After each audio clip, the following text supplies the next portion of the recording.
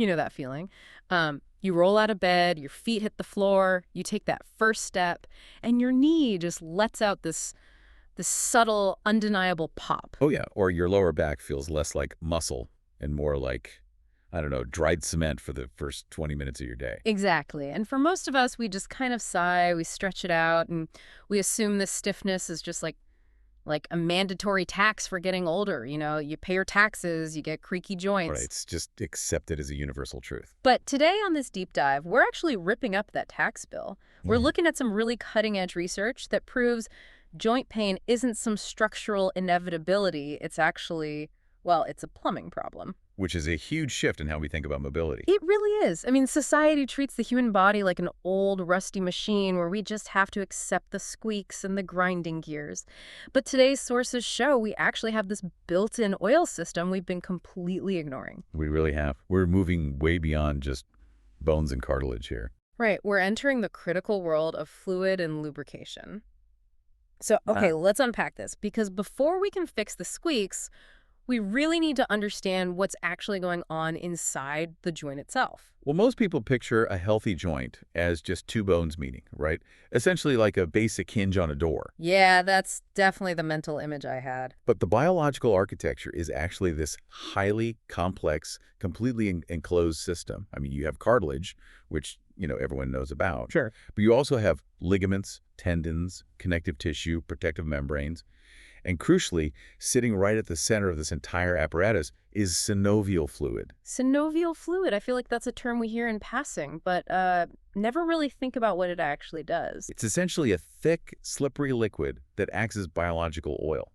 Its entire job is to reduce friction, absorb shock, and really protect that cartilage. Because the cartilage needs protecting, right? Exactly. Think about cartilage for a second. It doesn't have its own blood supply. Wait, really? It doesn't? No, it doesn't. So it relies completely on this synovial fluid bathing it to deliver nutrients and clear out waste. Right. I mean, if you run a car engine without oil, you get immediate friction, overheating, and just catastrophic damage. Right. Your joints operate on that exact same mechanical principle. Okay, I really want to push back on the common misconception here, because I definitely grew up with this mental image that joint pain is just bones rubbing together, like two dry sticks. Right, the bone-on-bone idea. Yeah.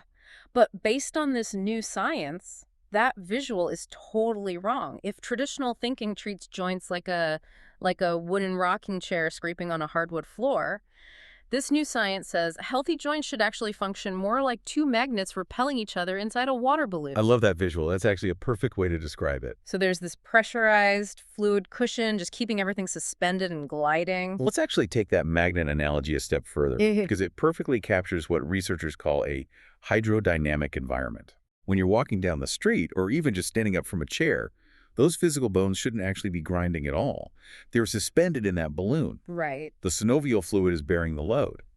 What's fascinating here is how entirely oblivious we are to this fluid dynamic system when it's working perfectly. Yeah. You don't even process the physical mechanics of it. You just move. You just move, yeah. So what does this all mean? If we have this amazing built-in shock absorption system, why does it go away? Why do we end up feeling like that rusty machine? Well, that's the million-dollar question, isn't it? Progressive loss of cushioning is the massive contributor to feeling older. Okay. And the first stealthy culprit is really just natural aging. But it's not just getting older in some vague, undefined sense. What's actually happening then? As the years go by, our bodies naturally slow down the production of specific compounds. Most notably, molecules like hyaluronan. Right. Hyaluronan is what gives synovial fluid its thick, gel-like consistency. When production of that drops, the fluid physically changes. It goes from being a thick, protective gel to a thin, watery liquid. Oh, wow. So this shock absorber literally loses its density. It basically just becomes runny water. It's actually worse than just becoming watery. It loses its ability to coat the joint surfaces effectively. Oh, I see. Yeah, the fluid just slides off the cartilage instead of clinging to it. And then, you add in lifestyle factors. Let's look at weight, for instance. Right, because extra weight equals more pressure. Exactly. But it's compounded. Every extra pound of body weight doesn't just add a single pound of pressure to a knee joint. Due to the biomechanics of walking, it multiplies. Multiplies, like by how much? 4 extra pounds of force hit the knee for every single pound of body weight. 4 pounds? You're kidding. No, it's massive. That means massive physical pressure is constantly bearing down, squeezing that thinner, watery fluid right out of the spaces where it's needed most. Now, wait a second. I noticed a really fascinating paradox in the research here. Oh, about movement. Yes. It lists repetitive motion, like playing a sport or working a physical job for years, as something that ruins joint lubrication. But right next to it, it lists a sedentary lifestyle, basically, sitting on the couch for years, as something that also ruins joint lubrication. Right.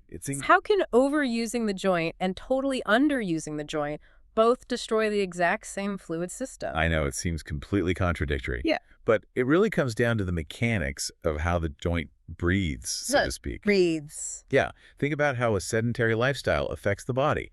The joint doesn't have a heart pumping blood directly into that synovial cavity. It relies entirely on mechanical movement to essentially pump and circulate the fluid. Okay. Every time you bend your knee, you are squeezing the fluid through the tissue, distributing nutrients. You just sit for 8 hours a day at a desk, that fluid stagnates. So if you just sit there, the pump basically turns off and the fluid just sits in a puddle. Exactly. And the tissues become undernourished and they lose their pliability. Now, on the other extreme, you have repetitive motion under heavy loads or poor biomechanics. Like a construction worker or an athlete. Right. Think of someone laying tile for 20 years or a tennis player constantly pivoting. That constant, repetitive friction physically grinds down the protective surfaces and inflames the joint much faster than the body can synthesize new fluid to protect it. I get it. So a lack of movement stars the fluid system, while overuse mechanically destroys the container itself. Okay, so sitting starves the pump, overworking grinds the container. But there was another culprit mentioned that sounded a bit intimidating, I guess. Oxidative stress. Yes, oxidative stress is a big one. What does that actually mean for the joint? Because we hear oxidative stress all the time in skincare commercials. Right. But how does it affect my knee? Well, let's use an everyday example. Imagine leaving a sliced apple on the kitchen counter. After an hour, it turns brown and starts breaking down, right? That's oxidative stress damage caused by oxygen exposure and free radicals. Oh, so it's literally rusting. Exactly. Yeah. A similar rusting process happens inside your body due to poor diet, pollution, or just cellular exhaust over time.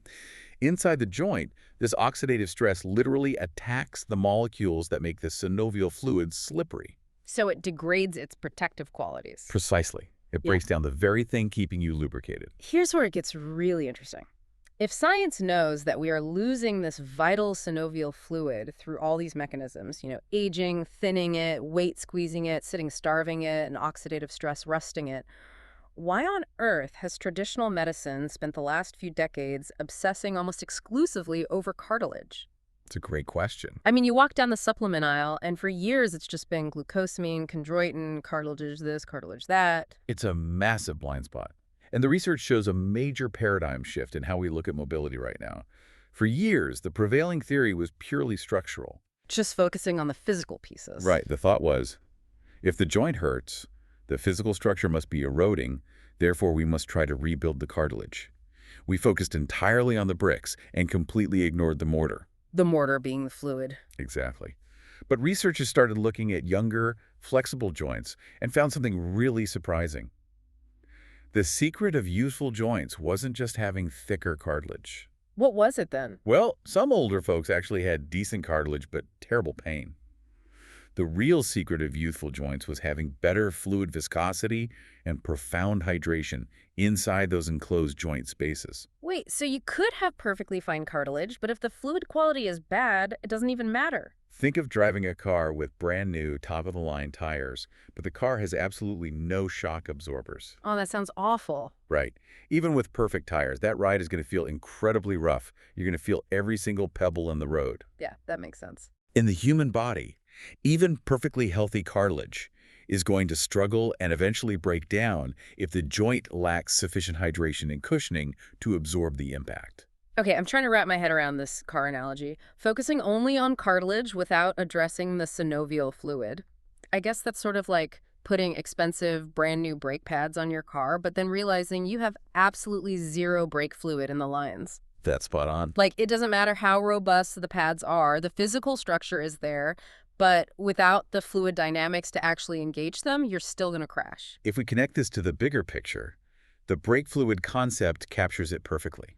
And that exact realization is what forced modern researchers to pivot. They had to look at the fluid. Yes, the scientific conversation is shifting away from purely structural repair, which honestly is often a losing battle once wear and tear sets in. Right. And it's moving towards supporting lubrication processes. It's about restoring that hydrodynamic environment, reinflating that water balloon, to use your earlier analogy. Yeah. So the structure you do have can actually function smoothly without grinding itself to dust. And driving that car without shock absorbers or trying to walk with a deflated water balloon in your knee, it doesn't just hurt in the moment. According to the sources, it triggers a chain reaction that basically traps you. It really does. There's a brutal trap people fall into here, which is outlined in the research as a 5-step negative cycle. A cycle. It starts with step 1. Movement becomes uncomfortable.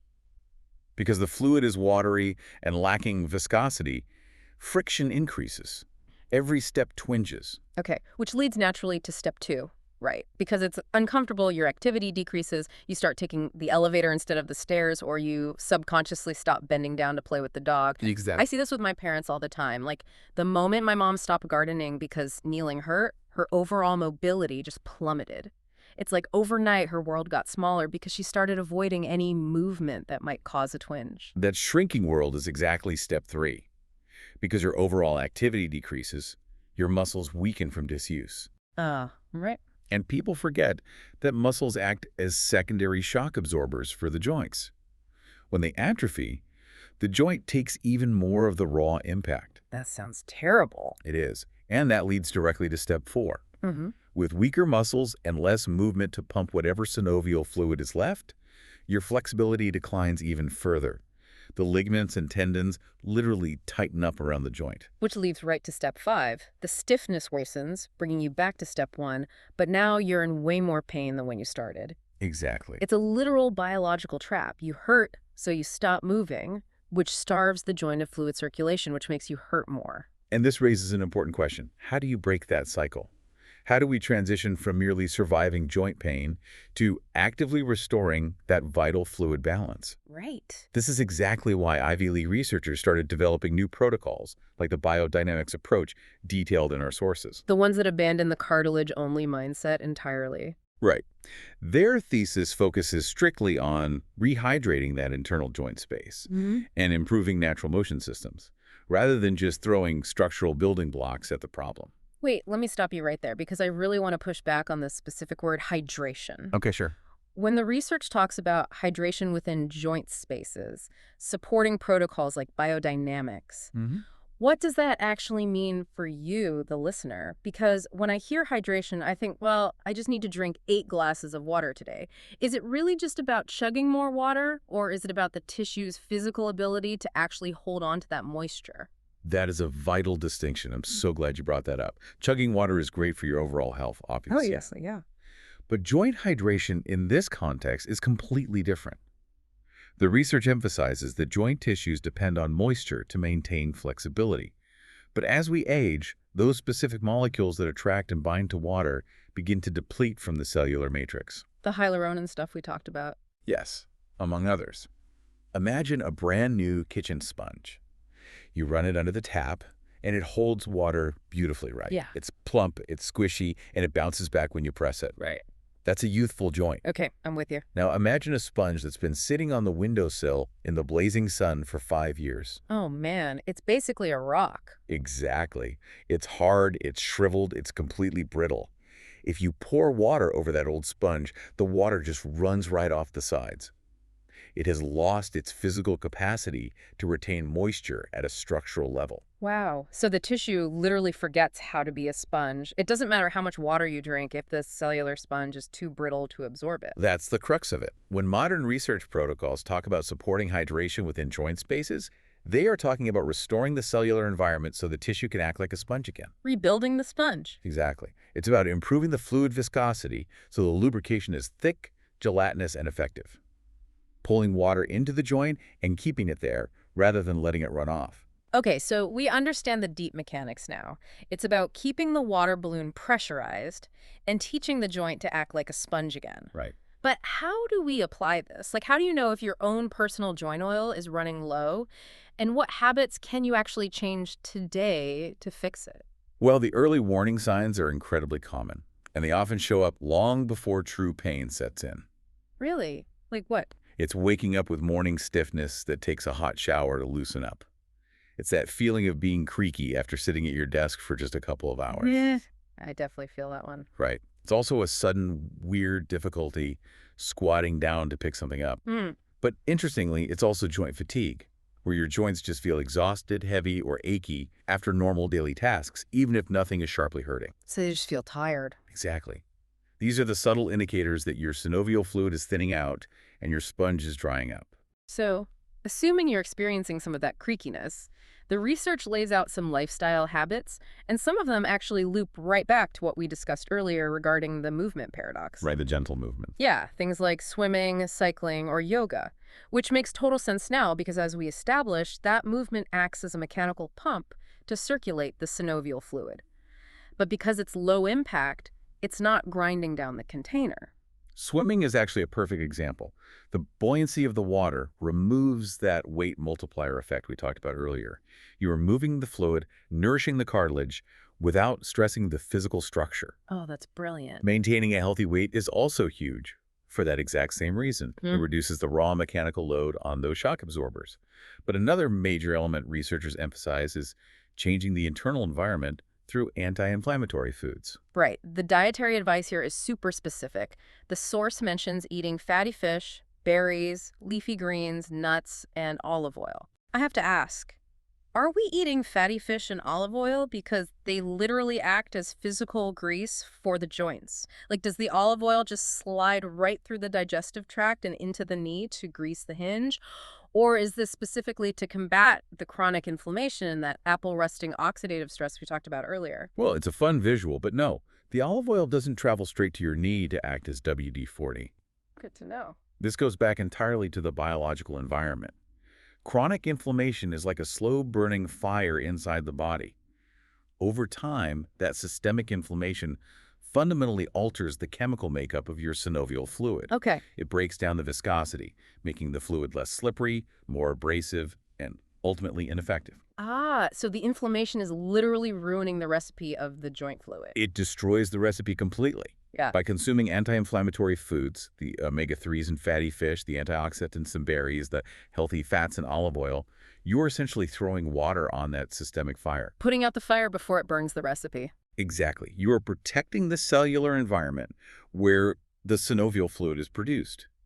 This ensures that the body can manufacture high-quality, thick, slippery fluid rather than that degraded, watery fluid we talked about. That makes so much sense. We're keeping the water balloon intact, we're fixing the sponge so it holds moisture, and we're putting out the fire that's ruining the fluid recipe. It's all connected back to the fluid dynamics. It really is. And the goal here isn't just about surviving the day or slapping a Band-Aid on a symptom. The goal is smoother, freer movement throughout your entire life. Yeah. When your joints move freely, you stay active. When you stay active, you preserve your muscle mass, your balance, your independence, your sleep quality, and your energy levels. Joint health really is a foundational domino for your entire long-term wellness. Absolutely. So to synthesize everything we've pulled from these sources today, the massive takeaway here is that joint health isn't just a structural bone and cartilage issue. It is fundamentally a fluid dynamics issue. The new frontier of aging comfortably, which is being championed by modern approaches and these Ivy League-inspired research protocols, is all about maintaining the body's natural shock absorbers. It's about preserving that microscopic hydration and keeping that synovial fluid thick, spongy, and circulating. It's a complete shift in perspective, moving from a reactive stance of trying to rebuild worn-down bone to a proactive stance of keeping the internal joint environment hydrated, lubricated, and moving smoothly. It really makes you rethink everything about how we treat our bodies, and that leaves me with one final thought for you to mull over as you go about your day. If our physical mobility, our independence, and frankly our ability to just feel young rely so heavily on fluid motion and microscopic hydration inside our joints, how much of what we just accept as inevitably getting old is actually just a slow process of internal dehydration that we've simply been ignoring? Think about that rusty machine. Maybe it doesn't need to be replaced. Maybe it just needs its oil check.